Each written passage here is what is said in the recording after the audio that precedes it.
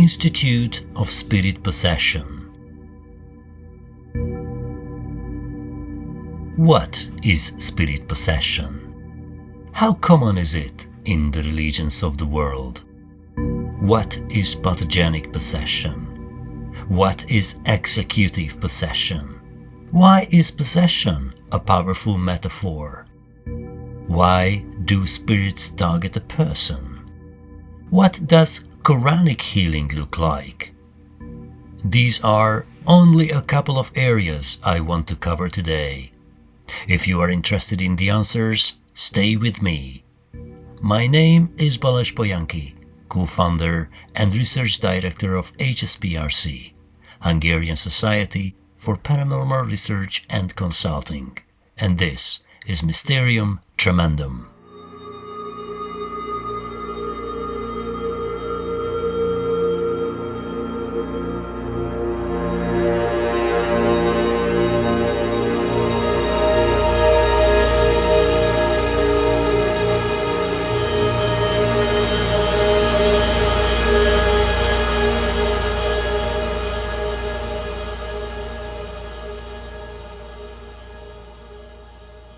In a 2020 article in the Journal of Medical Humanities, Mohammed, researcher at University of London and King's College, states that spirit possession refers to a broad range of phenomena. Its basic defining feature is the involvement of a non-corporeal agent with a human host in various ways. These agents, commonly referred to as spirits, that may be ghosts of departed ancestors, or foreign visitors, divine beings, demons, or spirits of fire. In general, ethereal creatures of various origins.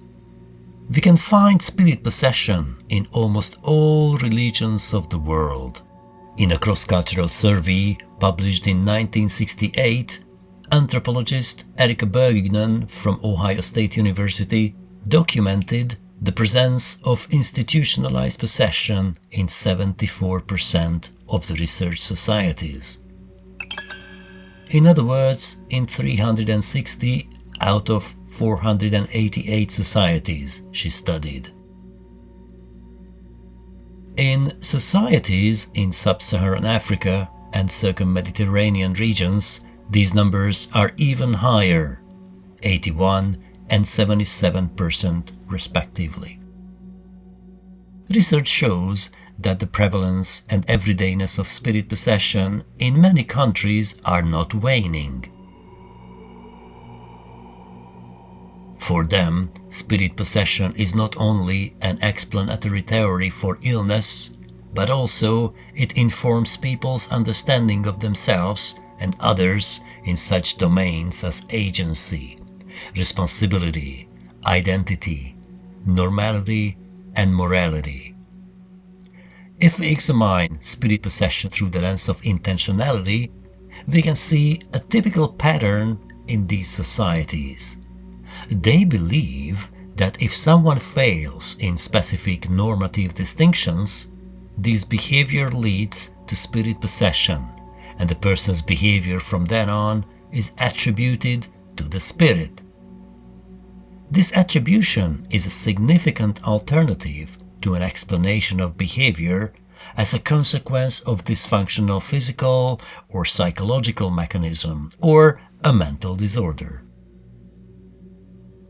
People in these societies believe that the spirit may intrude into the person, causing physical and psychological problems, or less commonly, generating positive effects such as stronger capacities and powers. Social misfortunes such as financial problems and interpersonal discord may also be attributed to spirit influence through the effects of the spirit on the person's mental states. The spirit possession is not limited to the effects of intrusion. It may manifest in displacement of the host's agency. This displacement may be complete, in which case the spirit's identity and agency effectively replace the person. The person's physical body now becomes the vehicle through which the spirit speaks and acts. Or it may be partial, in which case only certain actions are understood to emanate from the spirit's agency. With full displacement, the person, typically but not always, who would not have conscious awareness for the duration of the episode, a state commonly referred to in the literature as a trance state. Emma Cohen, a researcher of the Comparative Cognitive Anthropology Research Group at Max Planck Institute, differentiates intrusion as pathogenic possession and displacement as executive possession. We can think of pathogenic possession as a theory of illness based on the idea of the intrusion of an agent, such as a virus, into the body. In spirit possession, the agent is not a virus, but a spirit. Executive possession is important because in the institution of spirit possession, it helps get to know the identity of the spirit through a conversation, which I'm going to talk about a little bit later. Modern popular culture is familiar with executive possession thanks to the movies showing that a person's agency and identity can be limited or fully displaced by an incorporeal agent, which is the core of a demonic possession. The question is, how can we explain possession within a naturalistic view of the world? In his 1977 book, titled Case Studies in Spirit Possession, Vincent Crapanzano, anthropology professor at City University of New York, writes that possession is a very powerful metaphor. It helps people articulate experiences they feel beside themselves. It helps them not to be responsible for their condition, in which extreme love, intense hatred, tantrums, excitement, excessive courage, impulsive ideation, the idee fixe, obsessional acting out, and of course fascination itself can be expressed. It comes in handy whenever the person is intensively in love or obsessional about an object, when one is moved by emotions and compulsions. It evokes the experience of being driven against one's rational judgment. Executive possession has got a further component of identity switch, which partial or total loss of agency and identity similar to DID, dissociative identity disorder. In DID, the person has several alters, one of which dominates the others at any given moment. The seeds for conceiving DID can already be found in possession as infatuation. If we have a look at the phenomena from depth psychology or from a Qur'anic healer's perspective, we can get two different explanations. Depth psychology explains it with the impact of childhood abuse on ego development. The dissociation becomes the primary response to severe distress. A healer from the western desert of Egypt explains it in a more simple way.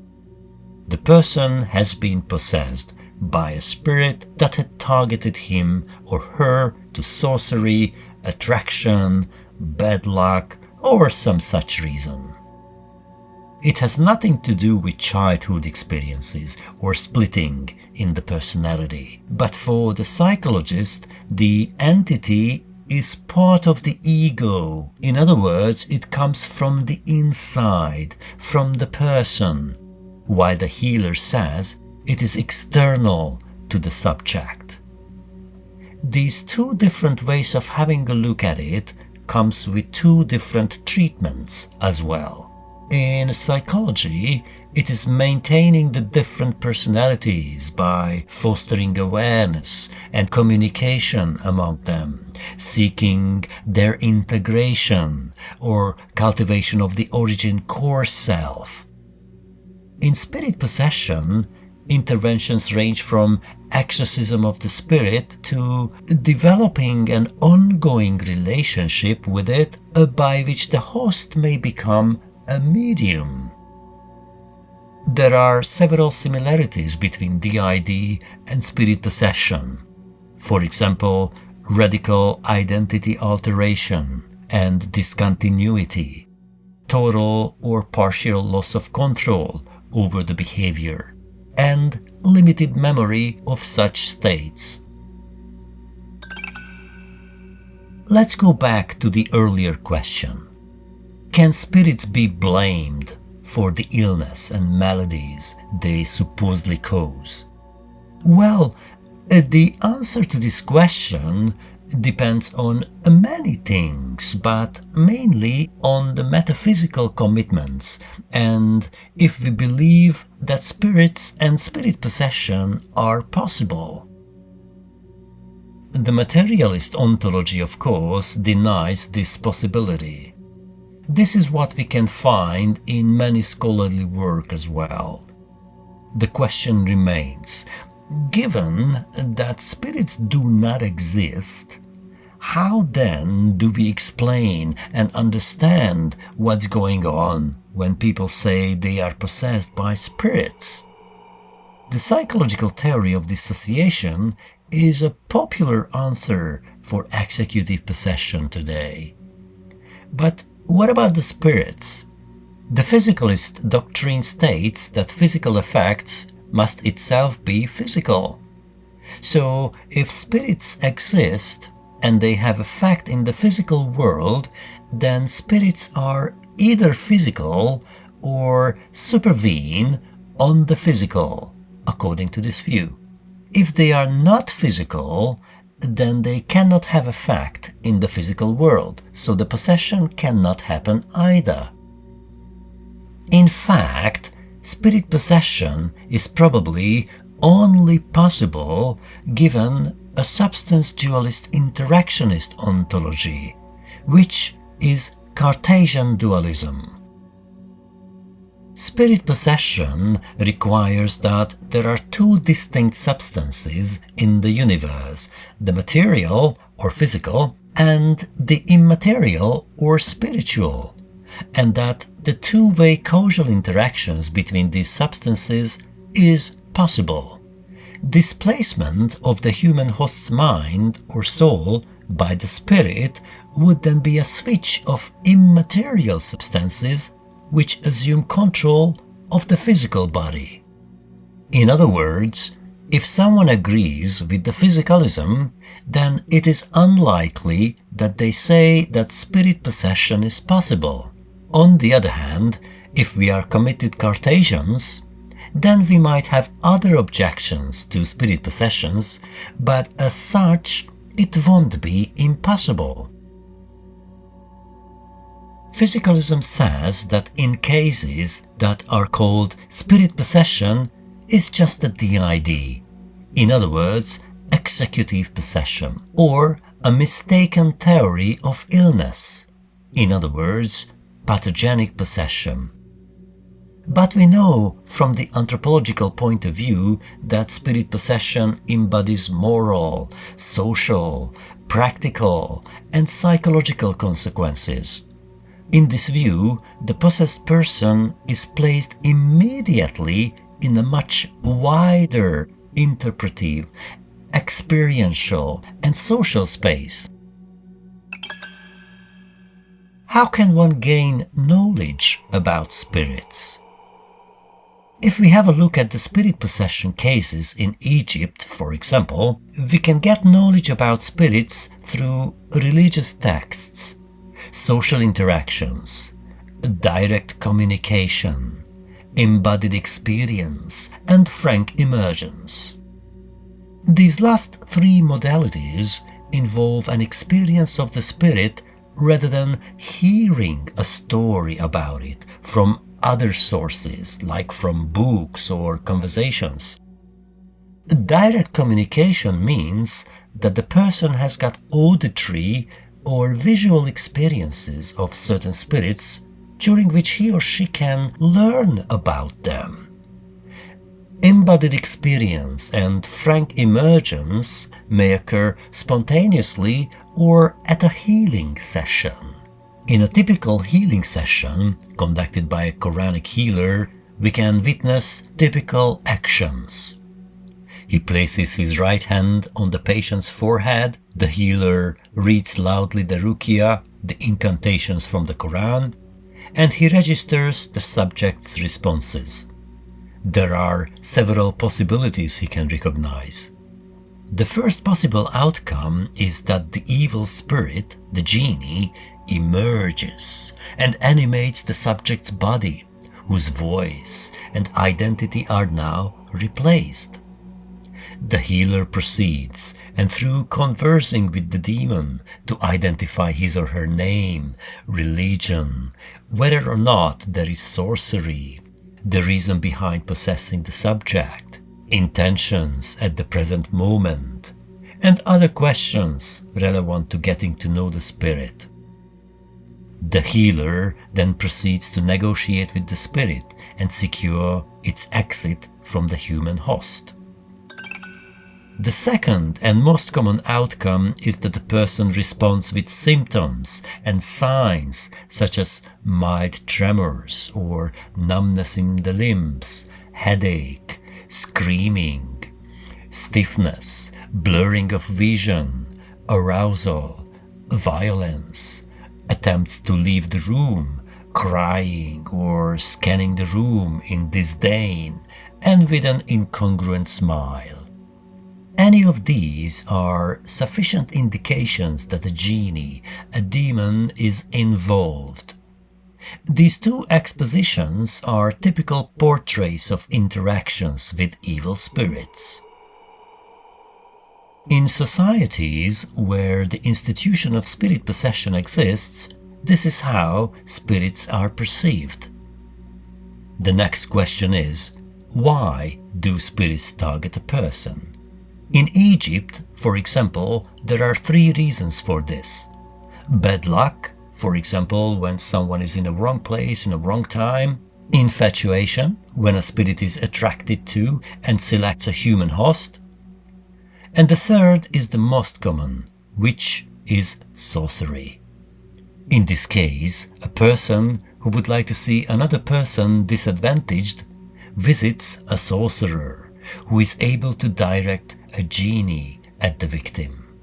The genie is instructed to wreak havoc, usually in a specified domain, such as physical health, behavioral, or psychological level. So the person can experience problems at work, marital discord, impotence, and so on. If the person fails to secure protection through prayer and other forms of worship, he becomes more vulnerable to possession. Once the existence of possession is declared, it will explain the inappropriate or ununderstandable behavior of that human being.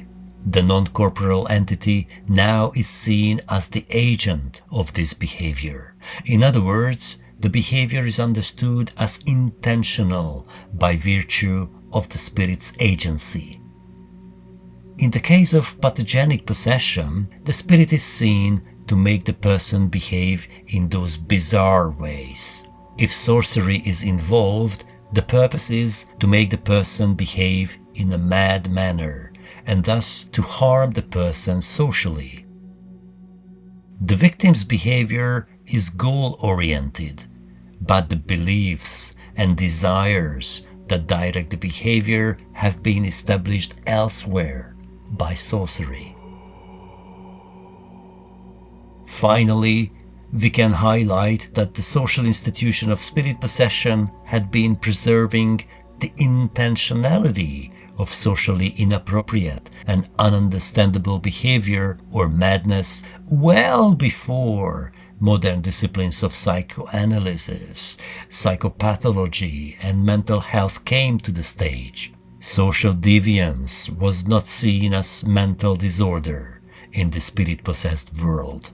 The representation of spirits as agents with belief, desires, and goals lends to socially problematic behavior and unintentionality that it may otherwise lack.